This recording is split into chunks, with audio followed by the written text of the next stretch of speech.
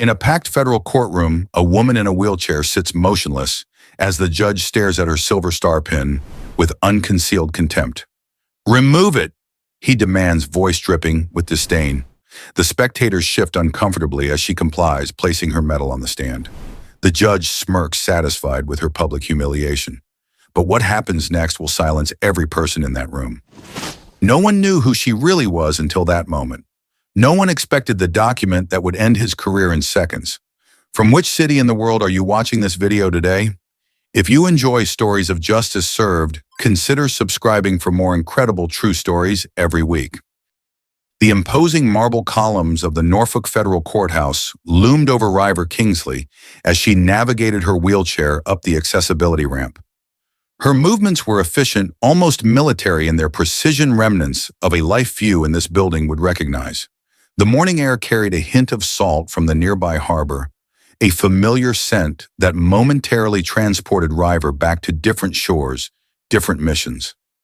She pushed the memories aside, focusing instead on the manila folder resting in her lap. Inside were her carefully prepared notes on the faulty tactical vests that had failed to stop rounds they were rated to withstand. Vests that had cost lives. The Meridian Defense Contractors case had drawn significant attention.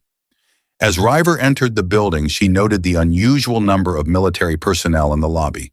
Some in uniform, others like her, now in civilian clothes, but carrying themselves in a way that spoke of their service.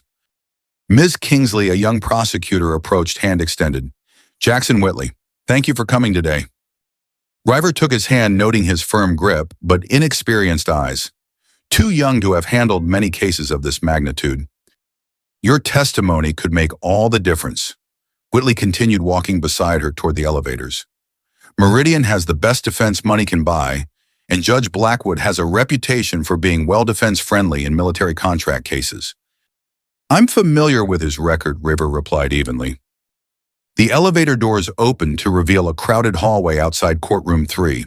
Journalists clutched notebooks, military officials spoke in hushed tones, and corporate types in expensive suits clustered near the entrance.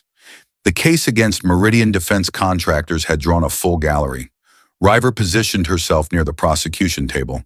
Her tailored navy suit concealed most of the scarring along her neck and shoulders, though nothing could hide the wheelchair. The only hint of her past was the small silver star pin affixed to her lapel, a quiet testament she never drew attention to.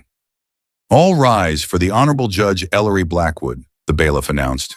The courtroom stood in unison, all except Ryver, who physically couldn't. Judge Blackwood's entrance was commanding, his silver hair and patrician features projecting authority. His ice-blue eyes swept the room before settling momentarily on Ryver's seated form. Something flickered across his face, recognition, disdain. It vanished before she could identify it. Blackwood took his seat, adjusting his robes with practiced dignity.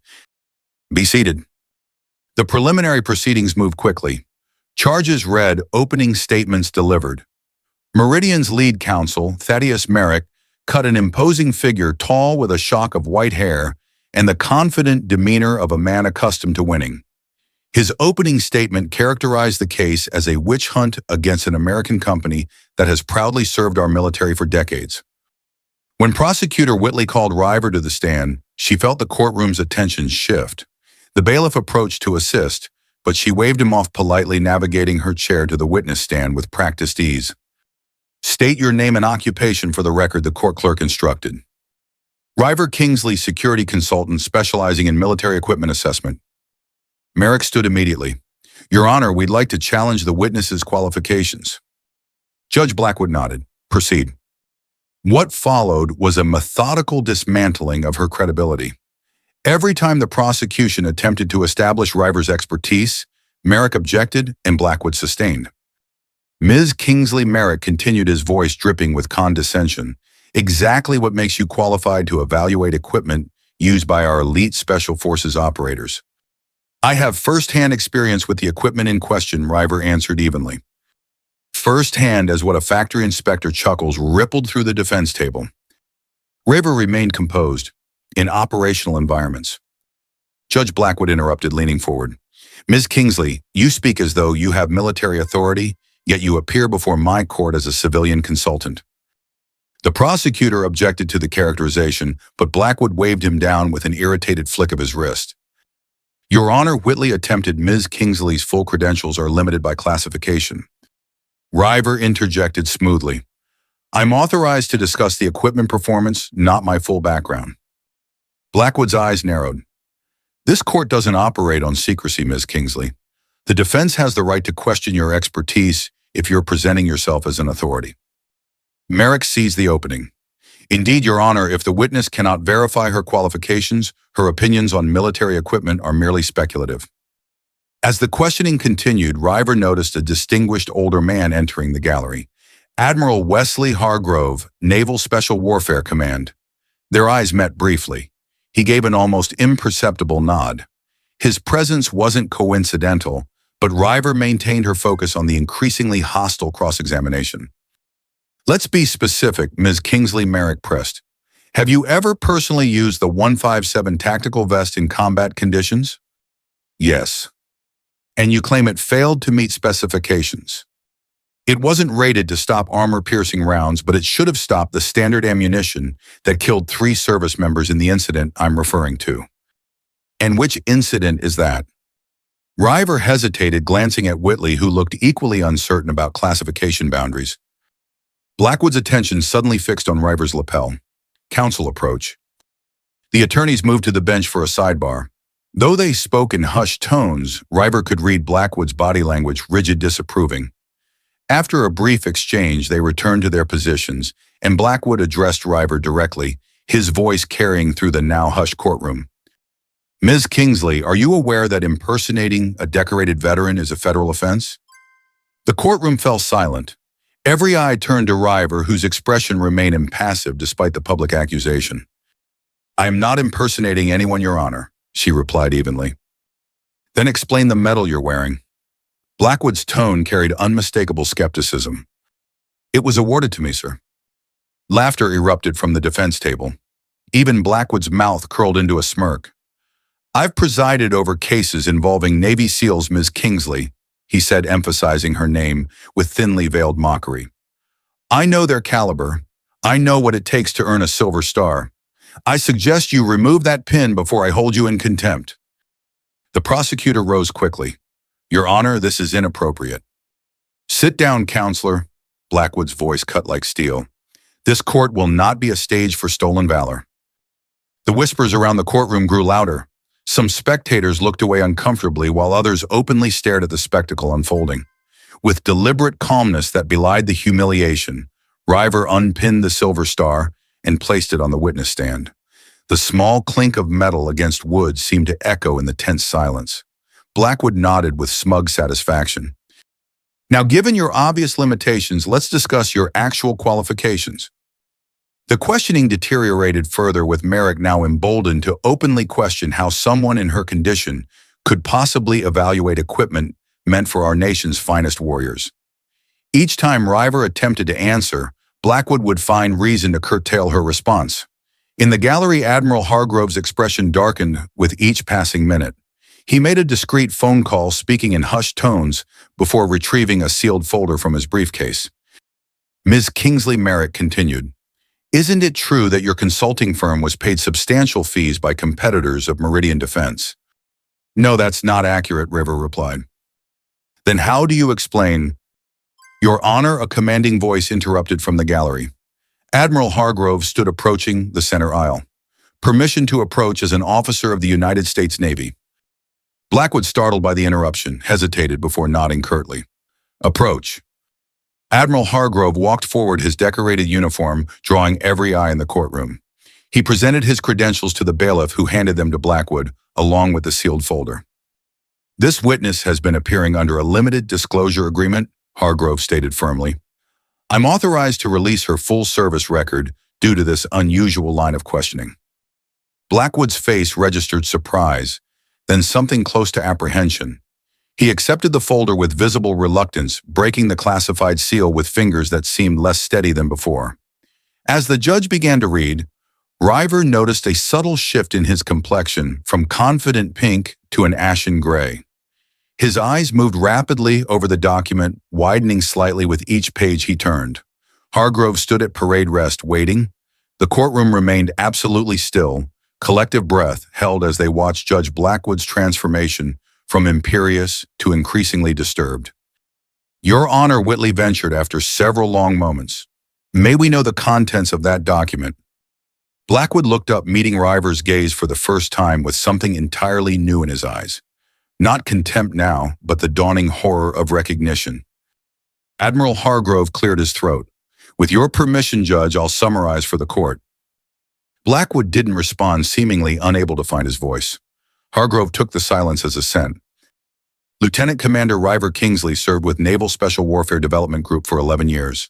She completed 3 combat tours and led 27 high-value target extractions. She was awarded the Silver Star, 2 Bronze Stars with Valor, and a Purple Heart.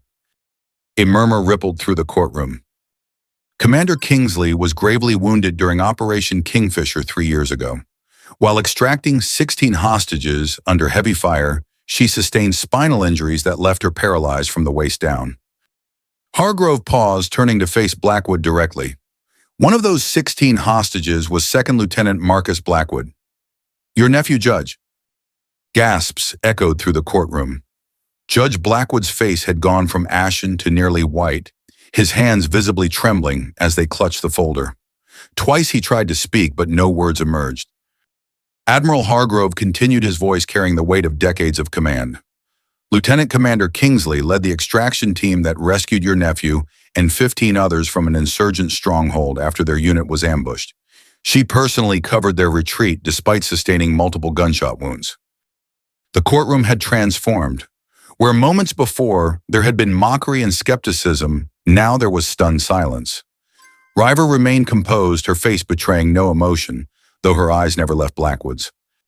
"Order," the judge finally managed, his voice barely above a whisper. He cleared his throat and tried again. "Order in the court." But Hargrove wasn't finished. He produced a second document from inside the folder. This was declassified 30 minutes ago by direct authorization of the Secretary of the Navy. He handed it to the court clerk, who made copies for both legal teams. Communication records between Judge Ellery Blackwood and Meridian Defense executives dating back 18 months. Communications specifically discussing how to handle any witnesses who might mention Operation Kingfisher. Prosecutor Whitley scanned the document, his expression shifting from confusion to shock to barely contained outrage. "Your Honor, I move for an immediate mistrial on grounds of judicial misconduct. These communications indicate a clear conflict of interest and potential criminal conspiracy." Blackwood's gavel slammed down. "That is enough. This court is in recess until tomorrow morning." "With respect, Your Honor," Admiral Hargrove interjected, "I've been instructed to inform you that the Chief Judge of this district has been notified and is en route to this courtroom. These proceedings will continue today under his supervision." As if on cue, the courtroom doors opened. Chief Judge Ellington Corwin entered, his expression grave. The bailiff called for everyone to rise once more. Blackwood remained seated behind his bench, seemingly paralyzed by the sudden reversal of his fortunes. "Judge Blackwood," Corwin said quietly, approaching the bench, "I'll need to see you in chambers immediately." As Blackwood was escorted out, his eyes met Ryver's one last time. In them, she saw not just the fear of a man whose career was imploding, but the dawning recognition of who she truly was and what she had done for his family. The courtroom erupted in chaos the moment the judges departed. Reporters rushed for the doors. Attorneys huddled in urgent conferences, and spectators buzzed with the dramatic turn of events. Through it all, Ryver remained at the witness stand, outwardly calm despite the storm around her. Admiral Hargrove approached. "Commander Kingsley," he said formally, loud enough for those nearby to hear, on behalf of the Navy, "I apologize for what transpired here today." "No apology necessary, Admiral," she replied. "I've endured worse." "Indeed you have." His voice softened. "Marcus has been notified. He's on his way." Ryver nodded, the first hint of emotion crossing her features. "I never wanted him involved in this. He involved himself the moment he learned Meridian was being investigated. He's been trying to come forward about the equipment failures for months." Hargrove glanced toward the door where Blackwood had exited. His uncle made sure he was silenced. The court remained in recess for nearly an hour. When proceedings resumed, Chief Judge Corwin presided. Blackwood was notably absent. In light of extraordinary circumstances, Corwin announced, I am declaring a mistrial in the case of United States versus Meridian Defense Contractors.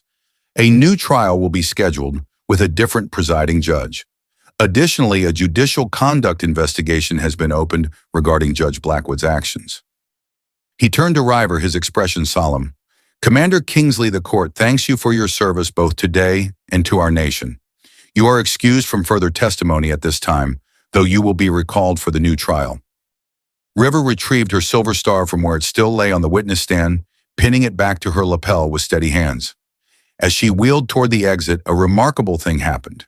A Navy officer in the front row stood at attention, then another. Within moments, every service member in the courtroom was standing, rendering a silent salute. In the hallway outside, reporters swarmed shouting questions. Ryver navigated through them without comment, heading for the private conference room where Whitley had suggested they regroup. She had nearly reached it when a familiar voice called her name. Commander Kingsley. She turned to see Marcus Blackwood pushing through the crowd, his face flushed with emotion. Unlike his uncle, the younger Blackwood had kind eyes, though they now brimmed with shame and gratitude in equal measure. Marcus, she acknowledged quietly. Can we talk privately? Whitley appeared at her side, protective. Commander, you're not obligated to speak with anyone at this time. It's all right, she assured him. Lieutenant Blackwood and I have history. In the privacy of the conference room, Marcus paced while Ryver waited patiently. He'd filled out since she'd last seen him, no longer the frightened young officer she'd pulled from that compound. I had no idea my uncle was involved with Meridian, he finally said, voice raw. When I started asking questions about the vests, about why they failed, he told me he'd handle it, that the military needed discretion, not scandal. And you believed him. He's my uncle. He raised me after my parents died. Marcus ran a hand through his hair. When I found out there was a lawsuit that you were testifying, I tried to come forward too. Suddenly, I was transferred to a base in Alaska. Every request I made to speak with investigators was blocked. Ryver studied him. You were young, inexperienced. Meridian convinced your unit to requisition those vests despite them not meeting combat specifications. It wasn't entirely your fault. But it was my signature on the forms, Marcus insisted. 3 men died because I didn't question the supplier's claims. And you, his voice broke. You nearly died, saving us from the ambush that followed. I did my job, Ryver said simply. You've never told anyone it was my mistake, have you? All these years, you've protected me. Before she could answer, the door opened.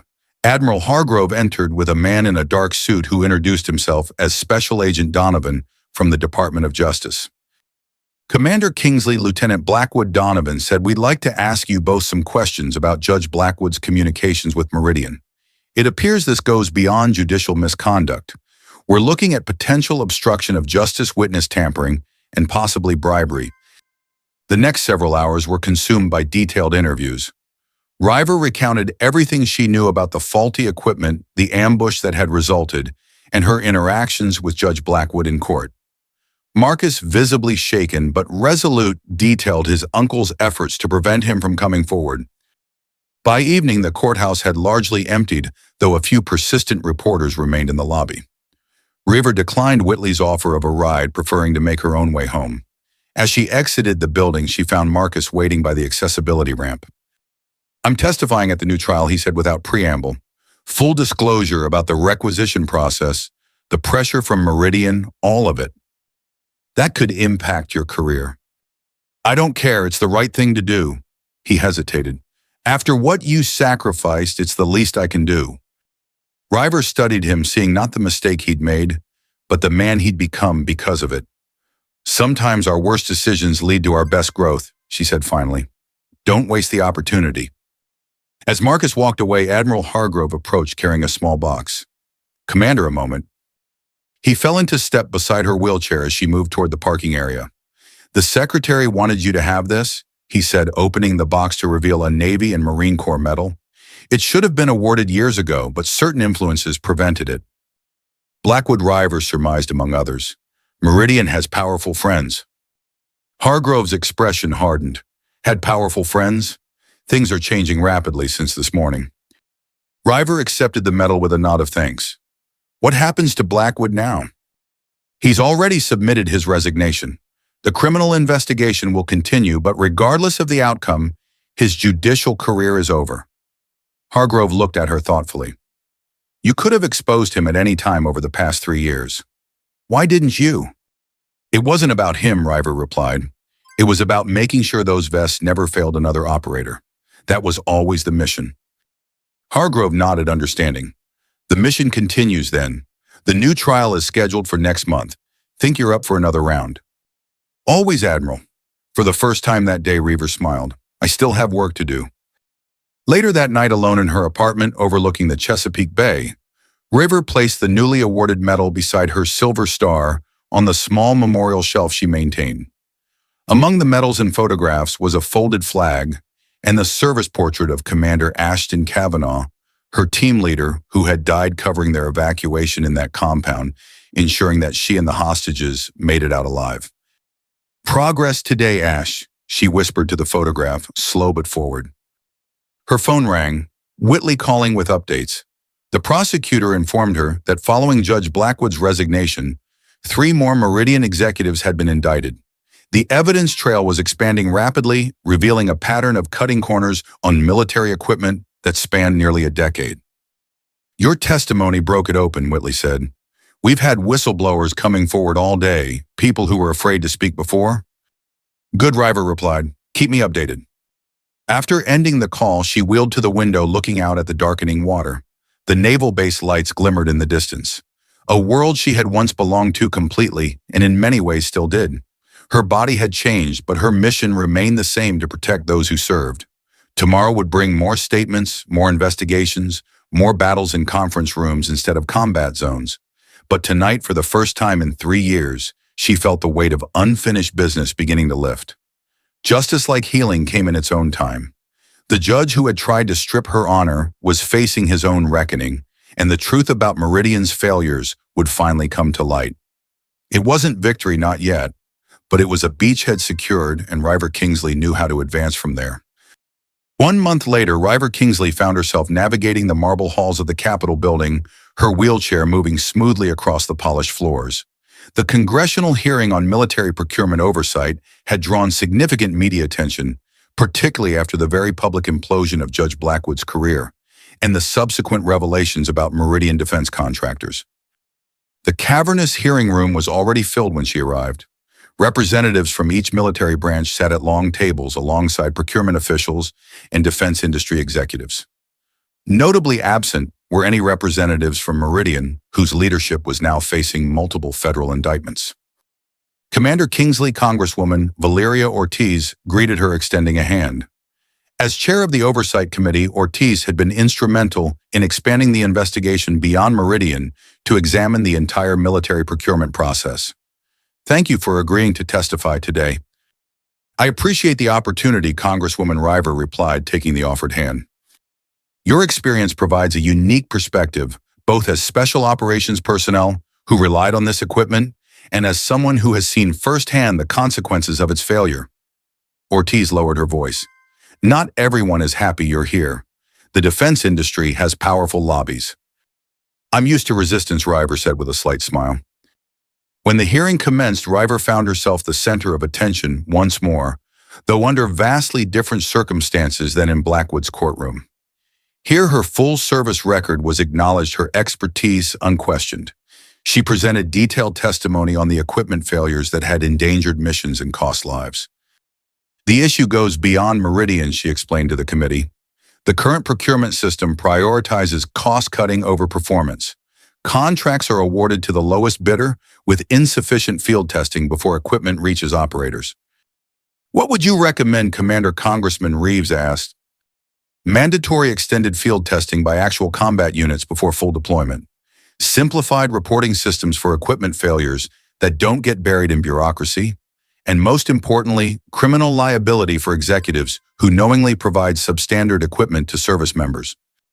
The last recommendation caused a stir among the industry representatives present, but Ryver continued calmly. When a CEO makes a decision that saves money but costs lives, that should be treated as seriously as any other form of negligent homicide.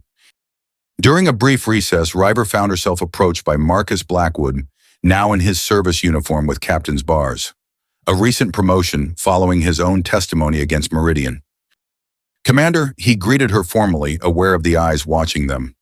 "Your testimony was compelling." "As was yours last week, Captain," she acknowledged. "How are things at the Pentagon?" "Different," he admitted. "Some see me as a whistleblower, others as someone who helped bring down my own uncle. But the Procurement Reform Task Force is making real progress." He hesitated. "They're calling it the Kingsley Protocol." Ryver raised an eyebrow. "I wasn't informed." "It's being announced today. The committee wanted it to be a surprise." Marcus looked uncomfortable. "My uncle tried to reach out to me again yesterday and I didn't take the call." His jaw tightened. Some betrayals can't be undone with an apology. Before Ryver could respond, Admiral Hargrove joined them. "They're ready to resume. Commander, you have the closing statement."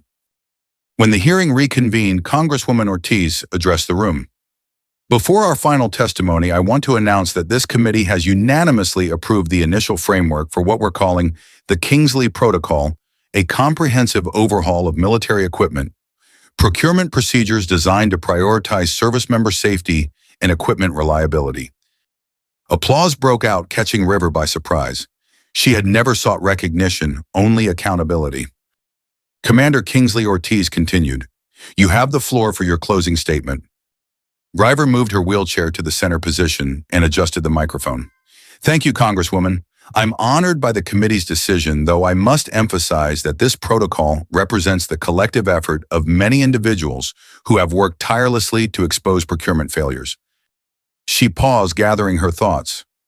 3 years ago, 16 service members, including myself, faced a situation no military personnel should ever confront. Our equipment failed at the moment we needed it most. 3 died immediately, 2 more during the extraction. I sustained injuries that ended my field career.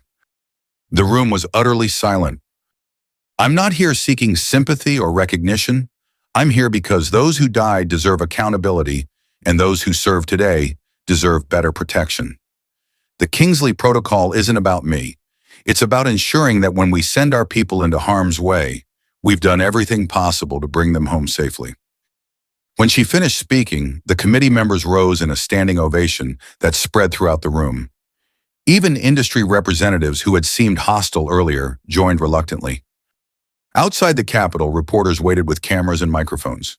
Ryver answered their questions with the same composure she'd maintained throughout the hearing, deflecting personal praise and focusing on the procurement reforms. Commander Kingsley called a reporter from the back.